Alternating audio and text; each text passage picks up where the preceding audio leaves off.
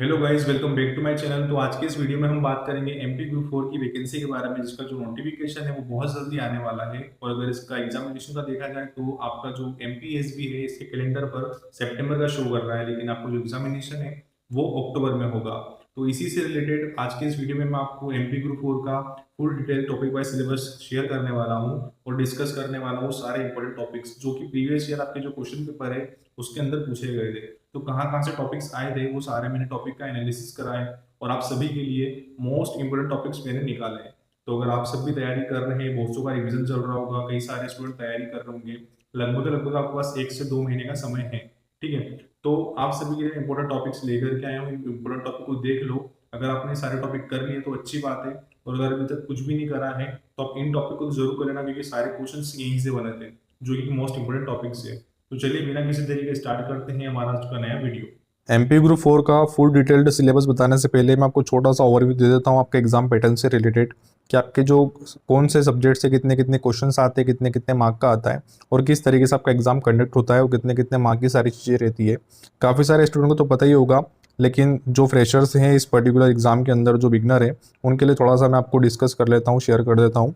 तो बात करें सबसे पहले आपके एग्जाम पैटर्न के बारे में, तो इसमें 6 सब्जेक्ट टोटल पूछे जाते हैं, जिसमें आपका सबसे पहले जनरल नॉलेज होता है, जिसमें आपका एमपीजी के भी क्वेश्चंस आते हैं। तो टोटल आपका 17 क्वेश्चन आते हैं 17 मार्क के। फिर देखिए मैथमेटिक्स का, तो मैथमेटिक्स के 17 क्वेश्चन आते हैं 17 मार्क्स के। उसके बाद आता है रीजनिंग, उसमें भी आपके 15 क्वेश्चन रहते हैं 15 मार्क्स के। मैथ्स और रीजनिंग में थोड़ा सा अप एंड डाउन हो जाता है, किसी के क्वेश्चन ज़्यादा किसी के क्वेश्चन कम, लेकिन अगर कुछ होता है तो इन दोनों सब्जेक्ट के अंदर ही होता है। बाकी जो दूसरे सब्जेक्ट है उनके 17 क्वेश्चन ही रहते हैं 17 मार्क्स के। ठीक है, नेक्स्ट हम बात करें हिंदी का, तो हिंदी सब्जेक्ट आता है आपका, जो कि होते हैं 17 क्वेश्चन 17 मार्क्स के। इंग्लिश के अंदर आपका 17 क्वेश्चन आते हैं, वो भी 17 मार्क के आते हैं।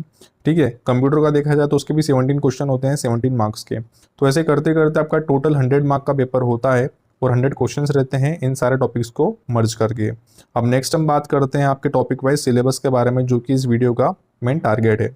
अब बात करें नेक्स्ट हम सबसे पहले टॉपिक के बारे में कि आपका जो सबसे पहले सब्जेक्ट है वो है आपका जनरल नॉलेज प्लस एमपी के। ठीक है, अब एमपी के जो क्वेश्चन है वो लगभग लगभग लास्ट ईयर 6 से 7 क्वेश्चंस देखने को मिले थे हर एक शिफ्ट के अंदर।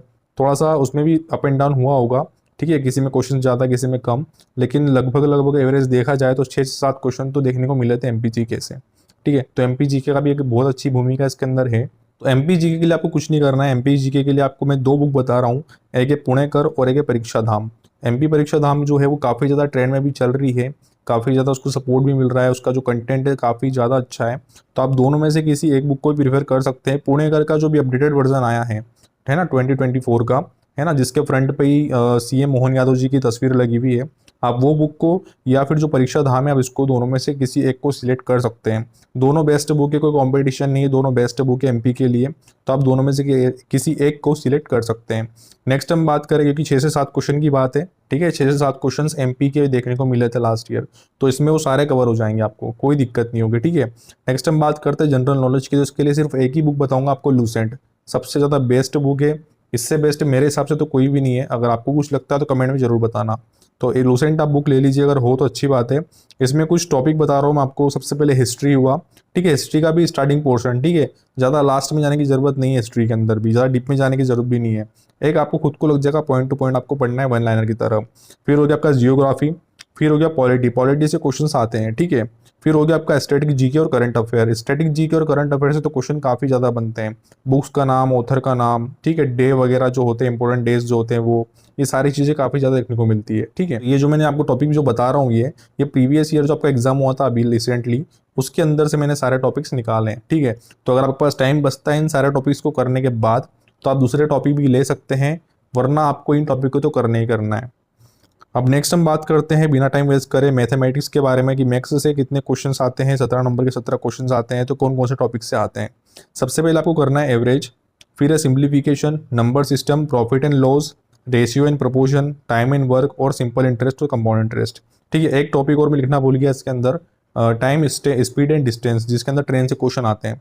ठीक है, तो ये 6 से 7 टॉपिक्स हैं जो मोस्ट इंपोर्टेंट है। लास्ट ईयर भी यहीं से क्वेश्चन आए थे, और जो मैंने हाईलाइट कर रखा, आप दिख रहा होगा आपको, एवरेज टॉपिक, सब profit and loss, simple interest and compound interest, और एक और जो मैंने आपको टॉपिक बताया है ट्रेन वाले जो क्वेश्चंस होते हैं, ठीक है, टाइम, स्पीड एंड डिस्टेंस। ठीक है, यहाँ से काफ़ी ज़्यादा क्वेश्चन देखने को मिले थे, तो आप ये सारे टॉपिक को अच्छे से कर लेना। 6 से 7 टॉपिक है, आसानी से हो जाएंगे। इन पे अच्छी से अपनी कमांड लगा लेना, ठीक है।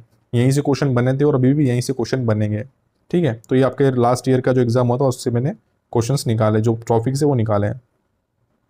नेक्स्ट हम बात करें रीजनिंग की, तो रीजनिंग अंदर coding, decoding, calendar, direction, blood relation, number series, seating arrangement, syllogism और डाइस, यहाँ से क्वेश्चंस बने थे लास्ट ईयर रिसेंटली जो एग्जाम हुआ था।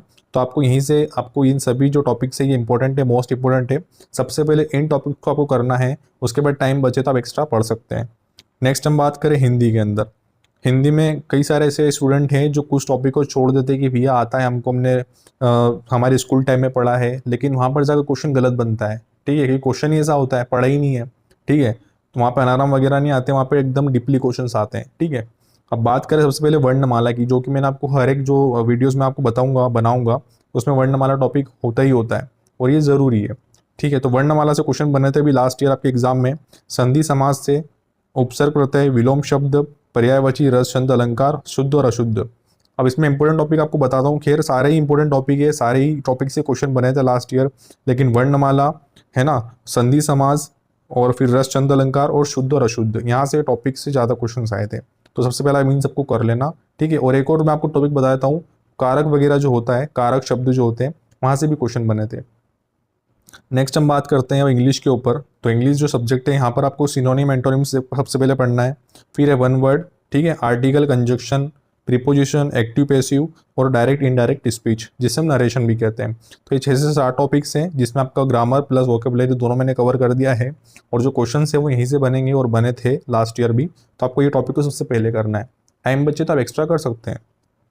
नेक्स्ट हम बात करें कंप्यूटर की, जो कि आपका लास्ट सब्जेक्ट है, ठीक है, लास्ट बट नॉट लीस्ट, जिसके अंदर आपको सबसे पहले करना है परीक्षा मंथन जो बुक होती है वो, और सीपीसीटी के जो प्रीवियस ईयर क्वेश्चन है ये, ठीक है। अब इसको कैसे करना आपको मैं वो बताता हूँ। आपको परीक्षा मंथन एक जो बुक होती है कंप्यूटर की, मैं आपको ये प्रीफर कर रहा हूँ, काफ़ी अच्छी बुक है। बेसिक क्वेश्चंस तो आते हैं, लेकिन आजकल जो व्यापम जो है, जो लास्ट ईयर आपका एग्जाम हुआ था, उसके अंदर काफ़ी ज़्यादा प्रैक्टिकल क्वेश्चन भी देखने को मिले थे, जो कि आपको बुक से ही क्लियर होगा, ठीक है। तो आप मेरे परीक्षा मंथन जो बुक होती है इसको मैं प्रीफर करूँगा, ये ले लीजिए, ठीक है। यहाँ से आप अच्छे से अपना थ्योरी जो चीज़ें हैं सारी क्लियर कर लीजिए। उसके बाद फिर मॉक टेस्ट के तौर पर जो कंप्यूटर के जो MCQs हैं, PYQs है, प्रीवियस ईयर क्वेश्चन है, वो CPCT के लगाइए, ठीक है। CPCT का भी अच्छा खासा लेवल थोड़ा हो गया है, तो आप CPCT के जो PYQs है, कंप्यूटर के क्वेश्चन है, वो आप लगाइए। तो इन दोनों से आपका कंप्यूटर जो है वो कंप्यूटर सेक्शन है वो काफ़ी ज़्यादा अच्छा हो जाएगा। तो आज की वीडियो में इतना ही था, हमारा जो टॉपिक है वो कंप्लीट हो चुके हैं। तो आपको एक छोटी सी बात और बताना चाहूँगा कि जो मैंने आपको टॉपिक्स बताए हैं, आप सबसे पहले तो इन पर अच्छे से कमांड जमाइए, ये सारे टॉपिक को अच्छे से कर लीजिए, क्योंकि लगभग आपके पास 1 से 2 महीने का टाइम है ही सही, ठीक है। तो आप सबसे पहले इन सभी को कर लीजिए, और अगर टाइम अगर बचता है आपके पास, अगर आपकी सारी चीज़ें एकदम आपने टॉपिक्स जो है वो पहले से कवर अप कर रखे हैं, किसी का रिवीजन चल रहा होगा, तो आप जो है एक्स्ट्रा भी कर सकते हैं। नहीं तो जिसने अगर कुछ अभी ज़्यादा करा नहीं है, स्टार्ट ही करा है, बिगनर ही है, तो उन सभी के लिए तो ये टॉपिक काफ़ी ज़्यादा इंपॉर्टेंट है। सबसे पहले इन टॉपिक को करो, उसके बाद अगर टाइम बचता है तो आप नेक्स्ट टॉपिक पे जा सकते हैं। तो बस आज की वीडियो में इतना ही था। आई होप आपको आज का वीडियो पसंद आया होगा, और वो वीडियो पसंद आया है तो उसे लाइक करना, कमेंट करना और शेयर भी करना अपने दोस्तों के बीच में। और अगर कुछ डाउट हो तो आप कमेंट सेक्शन के अंदर मुझे पूछ सकते हैं। तो चलिए मिलते हैं नेक्स्ट वीडियो में किसी और इन्फॉर्मेशन के साथ, तब तक के लिए बाय बाय।